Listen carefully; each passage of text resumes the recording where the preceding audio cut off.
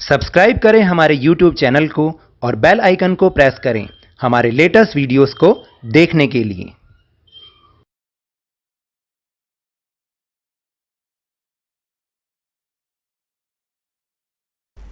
Hello and welcome to Lavneesh Sir की class. This is Directorate of Education GNCT of Delhi's worksheet number 13, and it is only for class 7 students. It has taken from the subject mathematics, and we will learn and understand the topic comparing quantities. जैसे कि हमने last worksheet में भी समझा था कि quantities को compare करने के लिए डिफरेंट मेथड्स होते हैं। जैसे लास्ट टाइम हमने उनको परसेंटेज के रूप में सीखा था ना, और रेशो के रूप में सीखा था, ऐसे ही आज हम कुछ और मेथड्स के बारे में जानेंगे। So now let's start and understand with me. First method is ratios to percents and the another is increase और डिक्रीज एज परसेंट। तो देखिए सबसे पहला मेथड क्या है। When parts are given in the form of ratios and we convert them to percentages, as if 15 sweets are to be divided between Monu and Sonu so that Monu gets 3 sweets, Sonu 12 sweets, what percentage did each get? अब आपको क्या कर रखा है कि हमें क्या करना है, पहले रेशोज को बनाना है और रेशो से हमें परसेंट में चेंज करना है। यानी अगर 15 स्वीट्स हैं और उसमें मोनू और सोनू को डिवाइड करनी है, तो सोनू जो Monu gets 3 sweets and Sonu gets 12 sweets. तो अब हमें उनकी परसेंटेज निकालनी है कि अगर सोनू को 3 स्वीट्स मिली तो कितनी परसेंट मिठाई उसे मिले। तो solution is percentages of sweets for each will be Monu gets 3/5, not 3/5, यहाँ गलत मिस प्रिंट है, 3/15। Is it 3/15। 3/15 मल्टीप्लाई बाय, जब परसेंट में चेंज करते हैं तो हमेशा 100% से मल्टीप्लाई करते हैं। तो 3/15 का मतलब अगर हम इसको और थोड़ा सा छोटा करें, डिवाइड करें, 3 1s are 3 and 3 5s are 15। ये हो गया यहाँ पर। तो अब हम नेक्स्ट स्टेप क्या होगा, 1/5 मल्टीप्लाई बाय 100%। अब नेक्स्ट स्टेप क्या होगा, 100/5 और परसेंट का साइन तो एज इट इज़ रहेगा। 100/5 का मतलब होता है 20%। वो हमारा आंसर भी है। Next is Sonu gets 12 sweets. तो 12 आउट ऑफ 15, टोटल मिठाई कितनी है, टोटल स्वीट्स कितनी है 15, उसको कितनी मिली 12। तो रेशो बन गई 12/15 और परसेंट में चेंज करने के लिए 100% से मल्टीप्लाई करना पड़ता है। तो 12/15 मल्टीप्लाई बाय 100%। जब आप इसको मल्टीप्लाई करेंगे तो नेक्स्ट स्टेप आएगा 1200 डिवाइडेड बाय 15। जब आप इसको डिवाइड करोगे तो 80% आपका आंसर आ जाएगा, क्योंकि 15 और 1200 को जब मल्टीप्लाई करेंगे तो 8 पे जाएगा। 15 8s are 120 एंड 0 is 0, तो 80% आंसर आ जाएगा। नेक्स्ट टॉपिक इज, आप इसको ना अच्छे से प्रैक्टिस कीजिएगा अपनी बुक में से, जो इसी के ऊपर बेस्ड क्वेश्चंस हैं उनको कर करके। नेक्स्ट टॉपिक इज इंक्रीज और डिक्रीज एज परसेंट। अब देखिए कई बार किन्हीं दो चीज़ों में इंक्रीज भी होता है, वो डिक्रीज भी होता है। अब वो कितना इंक्रीज हुआ या कितना डिक्रीज हुआ उसकी परसेंटेज फाइंड करनी। लेट्स नो द इंक्रीज और decrease in a certain quantity as percentage of initial amount. For example, the number of illiterate persons in a country decrease from 150 lakh to 100 lakhs in 10 years. What is the percentage of decrease? यानी देखिए एक country में जो illiterate persons थे वो 10 सालों में 150 लाख से 100 lakhs हो गए। तो उनका डिफरेंस कितना हुआ 50 lakhs, लेकिन ये कितना परसेंट हुआ ये हमें फाइंड करना है। तो ओरिजिनल अमाउंट कैसे करना है, जो बेसिक क्या है ओरिजिनल अमाउंट तो 150 लाख ही है। अब जो चेंज आया वो क्या आया, decrease in the number of illiterate persons, 150 minus 100 that is 50 lakhs, ये चेंज आया है। तो जो फॉर्मूला बनता है वो फॉर्मूला क्या बनता है, amount of change bye original amount जितना था सबसे पहला वाला इनटू 100%, क्योंकि परसेंटेज में चेंज करना है। तो 50/150 बन जाएगा, 10 से 10 कट, 5/15 का मतलब होता है 1/3। तो 1/3 इंटू 100%, इसको हम जब डिवाइड करेंगे 100/3 को, आप डिवाइड जरूर करके देखिएगा तो आप एक जगह आके रुक जाओगे अगर आपको पॉइंट वाली डिवाइड नहीं आती, क्योंकि इसका आंसर आएगा 33.33, जिसको हम ऐसे भी लिख सकते हैं 33 1/3%. Now the next important topic is buying and selling, यानी खरीदना और बेचना. कैसे होता है? जैसे फैक्ट्री वाले शॉपकीपर्स को बेचते हैं, यानी शॉपकीपर वाले खरीदते हैं किससे? फैक्ट्री वालों से, और बेचते किसको हैं? कस्टमर को बेचते हैं. तो दो प्राइस होते हैं, इसमें दो प्राइस आ गए. The buying price by shopkeeper is known as cost price. जब भी हम कोई चीज़ खरीदेंगे वो CP होगा, cost price. The price which shopkeeper sell is known as selling price, यानी SP. CP means cost price यानी खरीदना, सेलिंग प्राइस मतलब बेचना. तो अभी कुछ कंडीशंस हैं, उनको एक बार देख लेते हैं. If CP is less than SP then profit, यानी आपने कम का खरीदा, ज़्यादा का बेचा. आपने 20 रुपीज़ की कोई थिंग को आपने परचेज किया और 40 में बेच दिया, तो सेलिंग प्राइस ज़्यादा हुआ ना, इसका मतलब प्रॉफिट होगा. और प्रॉफिट निकालने के लिए SP माइनस CP होता है. अब CP is equal to SP, यानी आपने 40 का खरीदा और 40 में ही बेच दिया, तो आपको नो प्रॉफिट नो लॉस. और अगर CP is greater than SP, अगर CP ज़्यादा है, आपने खरीदी कोई चीज़ 20 रुपीज़ की और बेच दी 18 रुपीज़ की, तो क्या होगा? लॉस ही होगा ना. तो लॉस निकालने के लिए जितना CP है उसमें से SP माइनस कर देंगे. अब इन्हीं कंडीशन के बेस पर आपको यहाँ पर फिलिंग द ब्लैंक्स को फिल करना है. राइट प्रॉफिट और loss for the following statements. A flower was bought for 120 rupees is sold for 108 rupees. बताइए क्या होगा? 120 रुपये का खरीदा, 108 रुपये का बेच दिया, तो क्या होगा? लॉस ही होगा. लॉस, क्योंकि कॉस्ट प्राइस ज़्यादा है, सेलिंग प्राइस कम है. फिर a toy car sold for 540 rupees and was bought at 450.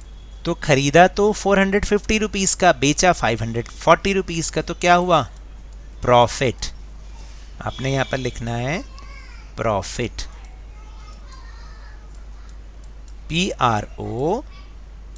PROFIT, profit. और a cycle bought rupees 1000 and sold भी 1000 रुपीज़, तो नो प्रॉफिट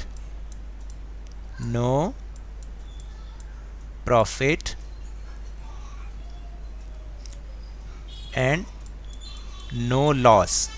ये कंडीशन में क्या हुआ? No profit no loss. फिर ये तो सिंपल सा है, इसको आप समझिए. लेकिन जब हमें प्रॉफिट और लॉस को परसेंटेज के एज अ परसेंटेज फाइंड करना पड़ता है कि प्रॉफिट हुआ तो कितना परसेंट हुआ, लॉस हुआ तो कितना परसेंट हुआ. द प्रॉफिट और loss can also be calculated in percentage.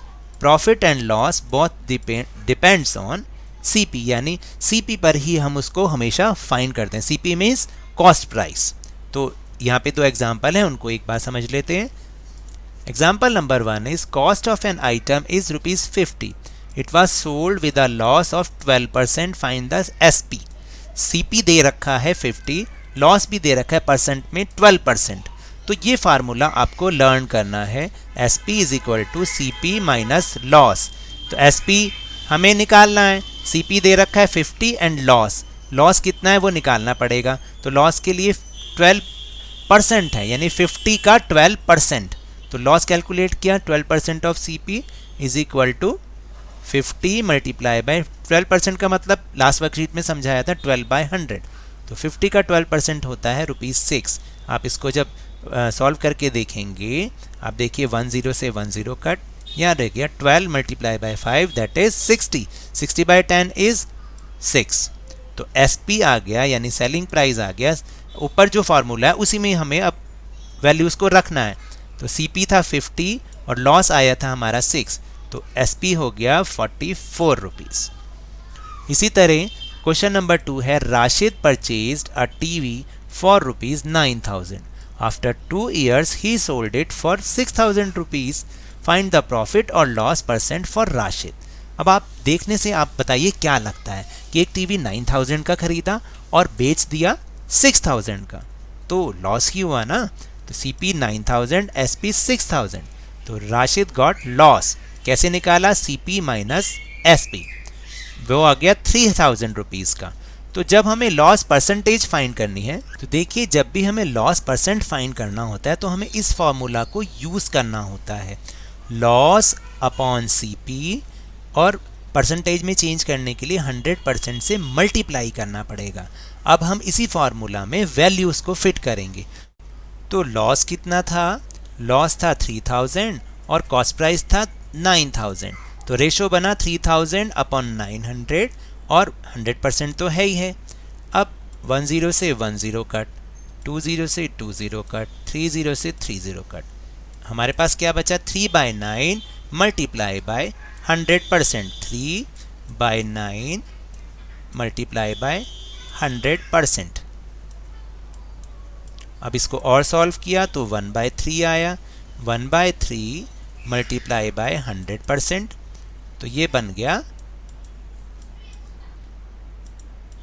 100/3%।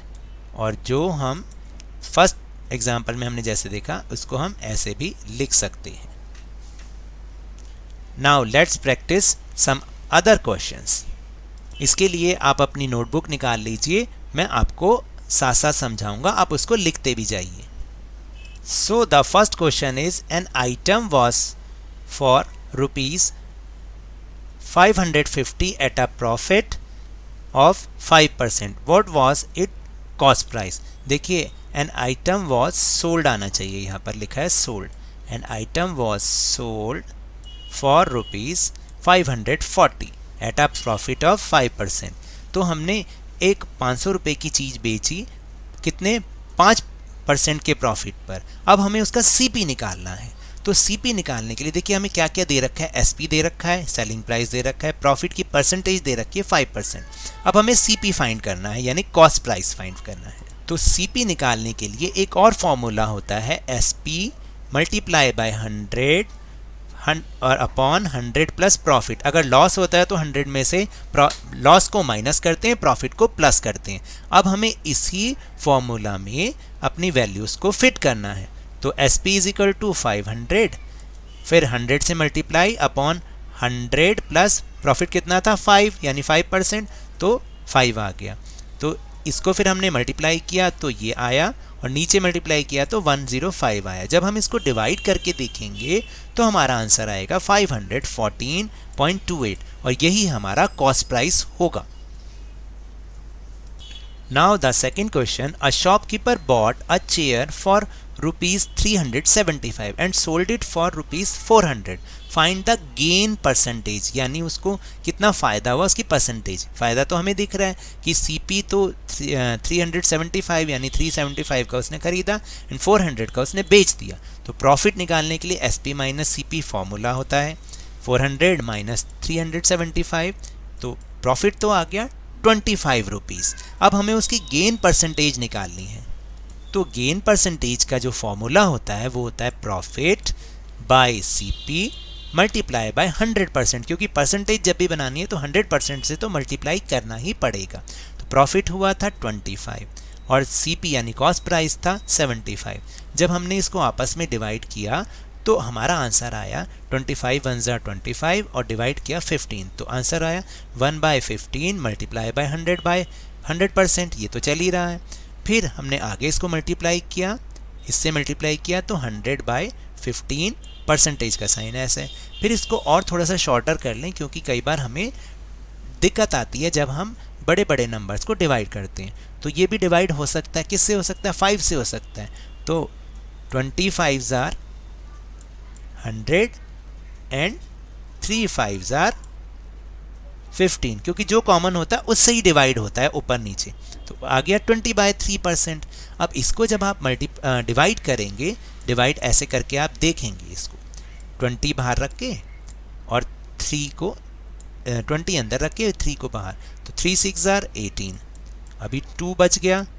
तो इसको आप और करेंगे तो नहीं हो पाएगा, तो इसको फिर हम इस तरीके से लिख देते हैं 6 2/3%। This is your answer. So now that's all for this worksheet. अगर मेरे इस तरह समझाने से आपको थोड़ा सा भी समझ में आया हो तो इस चैनल को ज़्यादा से ज़्यादा सब्सक्राइब कीजिए, लाइक कीजिए और बहुत ज़्यादा शेयर भी कीजिए.